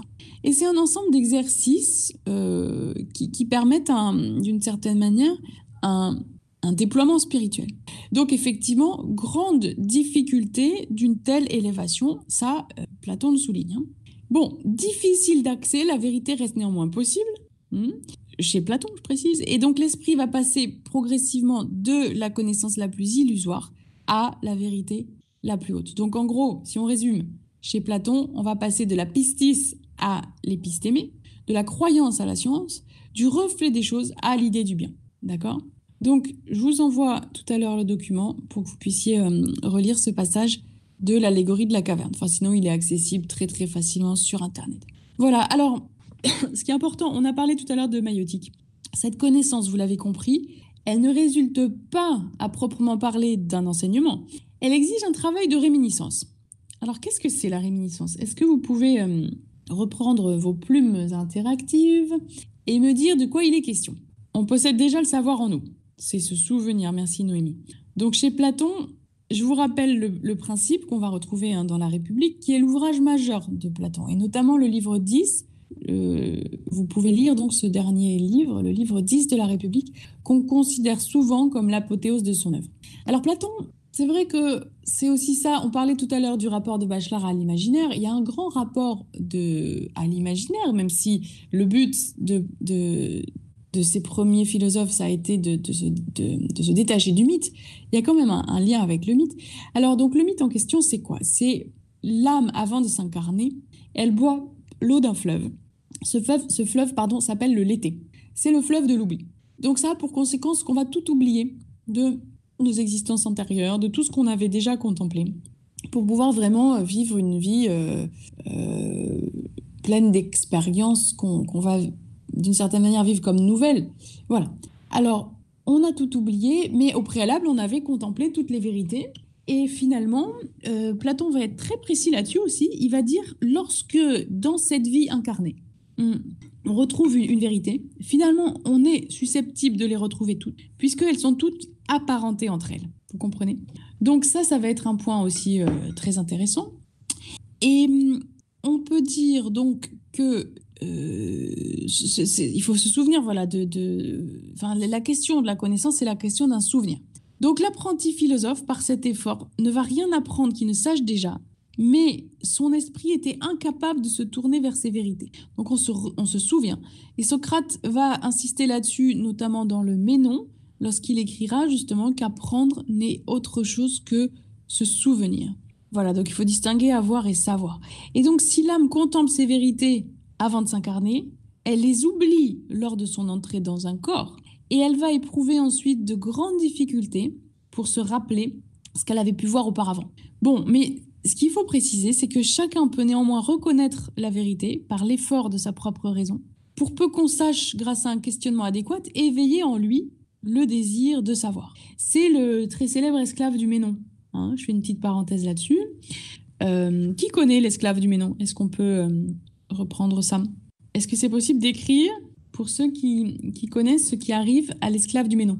Illustre le propos de nos deux Noémies. Alors apparemment Si, Noémie, voilà. Alors Socrate donne une leçon à cet esclave. Disons-le autrement, puisque restons... Alors oui, hein, c'est un peu ça, mais restons fidèles à cet esprit de la maïotique. Ce qui va se passer, en fait, c'est que l'esclave va résoudre un problème de mathématiques seulement guidé par des questions. Donc la leçon, c'est qu'il portait déjà le savoir en lui-même, vous voyez. Il ne donne pas une leçon au sens classique du terme, il donne une leçon parce que le savoir était enfoui. Il était au cœur de lui-même, mais simplement, il était très difficile d'y avoir accès, raison pour laquelle on a besoin d'être guidé par des questions. Donc ce qu'il y a d'intéressant dans la philosophie de Socrate, c'est que les guides, on a besoin de guides.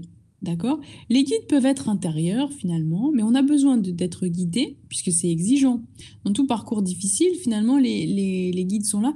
Et les guides ne sont pas forcément là où on les attend. Ça, c'est Camus qui disait ça. Camus était gardien de but. Et il disait, cette expérience d'avoir été gardien de but a été très intéressante pour moi parce qu'elle m'a appris une chose que je n'ai jamais oubliée, c'est que les balles ne viennent jamais de là où on les attend. Et c'est un peu la même chose avec les idées, peut-être. Et donc, c'est un peu aussi la même chose avec les guides ou avec ceux qui nous guident. Ils ne viennent pas forcément de là où on les attend. Et d'ailleurs, le sage, c'est celui qui dit aussi que chacun peut être un guide. L'individu vraiment sage, il sait que chaque être peut lui apprendre quelque chose.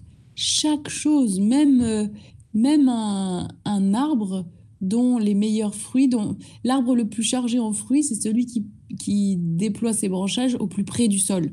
Il y a une magnifique leçon de quoi ici? Prendre beaucoup de choses si on l'observe et si on médite sur lui, la vie étant à elle-même sa propre métaphore. L'arbre, il nous donne une leçon, voilà, celui qui en sait le plus, c'est celui qui écoute le plus, oui. Voilà, l'arbre, il nous donne une leçon d'humilité. Plus vous allez avoir des fruits, plus vous allez pencher vos branches vers la terre. Donc plus vous savez, moins vous savez, plus vous savez et plus vous êtes capable d'écouter et plus vous êtes humble surtout. D'accord? Donc l'absence d'humilité est un très vilain défaut. Et à ce moment-là, on était en train donc de parler donc de cet esclave. Il va être guidé par des questions. Et il y a ce besoin des guides qui nous a fait faire ce détour par encore les métaphores des arbres. Donc il est guidé par des questions. Alors le problème en question, il est simple. Enfin, il est simple. Non, mais aujourd'hui, il nous semble simple. Mais disons que sans être allé à aucun cours de mathématiques, c'est difficile de retrouver cette connaissance enfouie au cœur de soi-même. Il s'agit de tracer un carré dont l'aire soit le double du carré initial. Alors vous qui avez droit à des cours de mathématiques, comment on se débrouille pour tracer un carré dont l'aire soit le double du carré initial? Je vous écoute. Enfin, je vous lis plutôt. Comment vous faites, s'il vous plaît, pour tracer un carré dont l'aire soit le double initial? Quentin, nous vous lisons. Prenons les mesures de départ. Non, l'aire du carré, si vous voulez, bien sûr qu'il faut changer de côté, puisque le but, c'est que l'aire du nouveau carré soit le double de l'aire du carré initial. Donc, vous ne pouvez pas reprendre les mesures de départ, sinon ça ferait la même aire. Multiplié par 2, vous multipliez par 4 l'aire. D'accord? Donc, qu'est-ce qu'il va falloir faire? 1,5. Non, fois 1,5, vous n'obtenez pas ça. C'est une application du théorème de Pythagore, en fait. Alors, vous êtes grandement guidé ici. En fait, il faut prendre la diagonale. Et avec la diagonale, vous obtenez en effet 4 demi-carrés. On est d'accord, hein? Et donc, ça fait bien le double. AC carré égale AB carré plus... attendez. BC carré, pardon, égale AB carré plus AC carré. Donc du coup, c'est une application du théorème de Pythagore. Vous prenez la diagonale et là, vous obtenez bel et bien un carré dont l'aire est le double du carré initial. Bon, alors du coup, il va simplement être guidé par des questions et Platon va l'interpréter vraiment comme une illustration, excusez-moi, comme une illustration de la maïeutique. D'accord?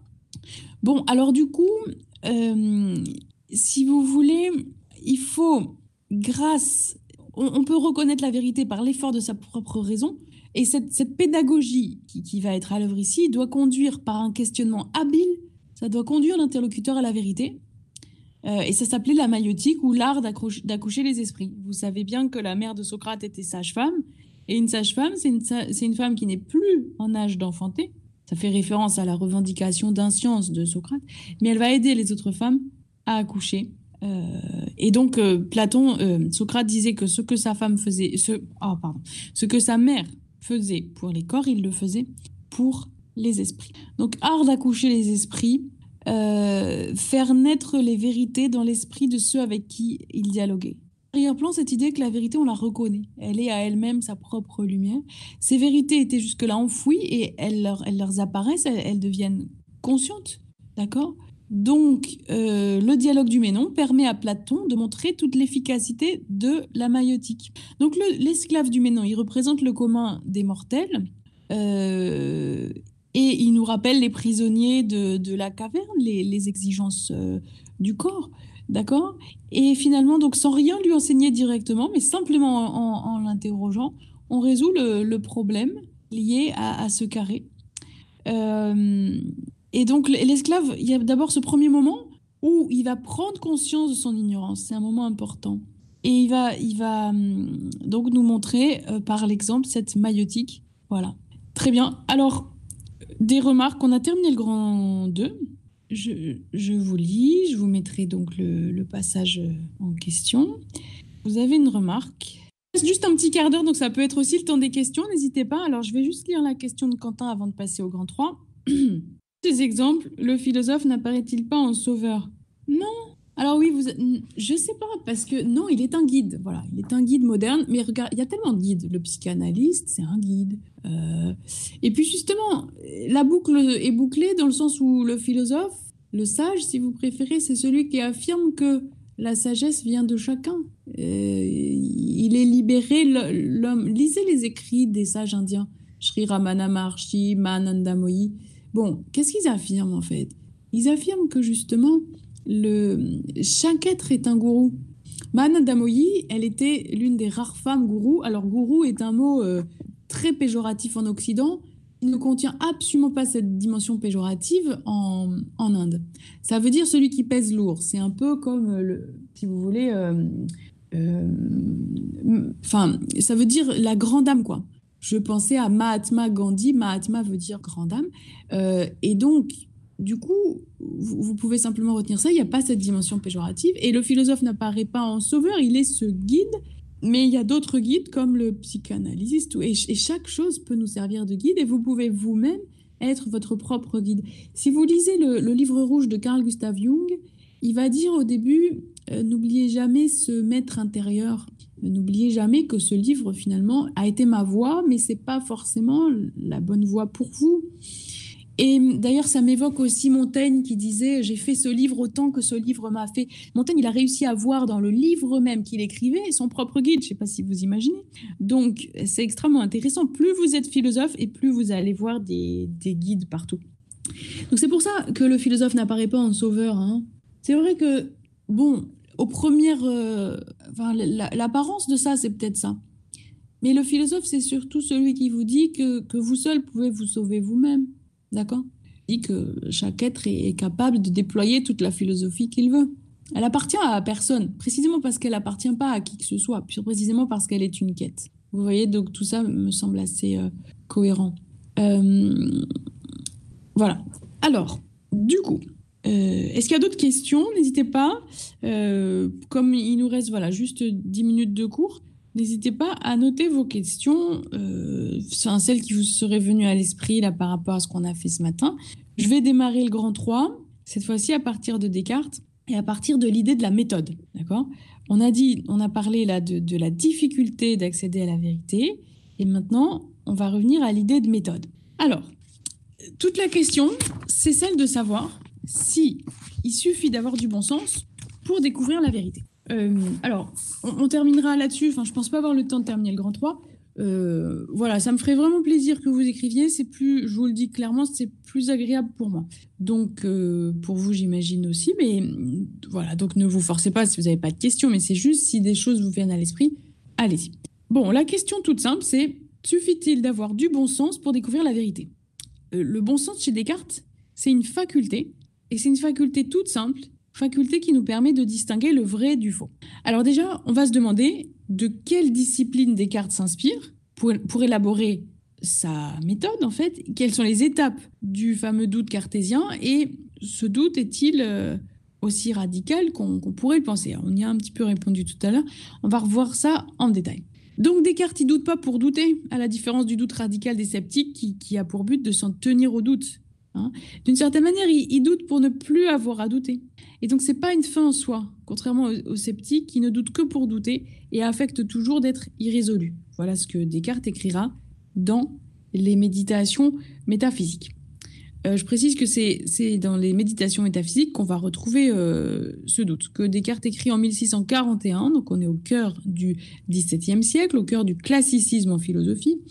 Et le discours de la méthode est un ouvrage qui précède de 4 ans les méditations métaphysiques, puisqu'il est publié en 1637. Je rappelle l'anagramme de René Descartes pour la petite anecdote. René Descartes a pour anagramme tendre caresse. Alors, le doute n'est pas pour Descartes une fin en soi.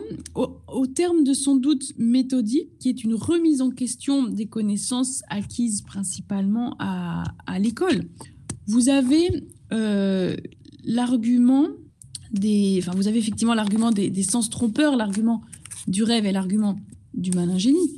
Donc, au terme de ce doute, Descartes va découvrir une connaissance tout aussi vraie qu'indubitable, c'est le fameux cogito. Et la caractéristique principale du cogito, ça va être l'évidence. La certitude d'exister en tant que sujet pensant, c'est une certitude du sujet qui s'atteint lui-même dans l'intimité de sa conscience. Donc Descartes va s'en servir comme un critère de la vérité. Est vrai ce qui est évident.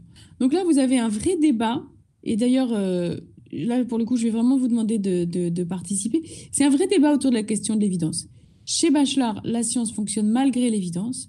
Au contraire, chez Descartes, est vrai ce qui est évident.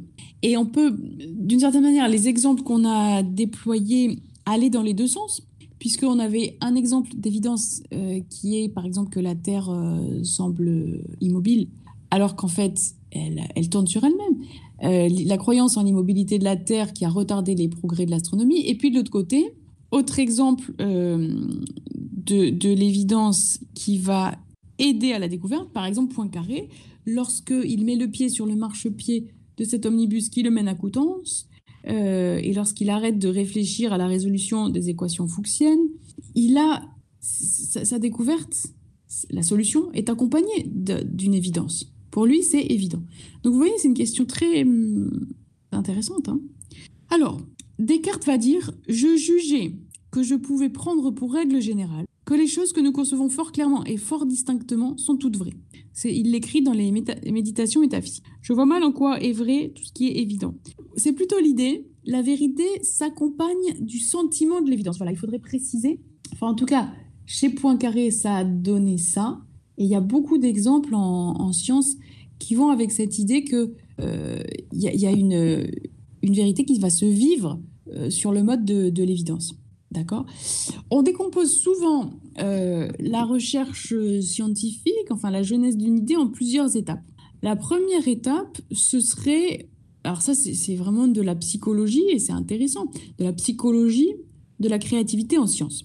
Si ça vous intéresse, d'ailleurs, vous pouvez, j'avais participé récemment à une émission qui s'appelle La méthode scientifique. Et vous retrouvez justement ce thème. Ça s'appelle la créativité en sciences.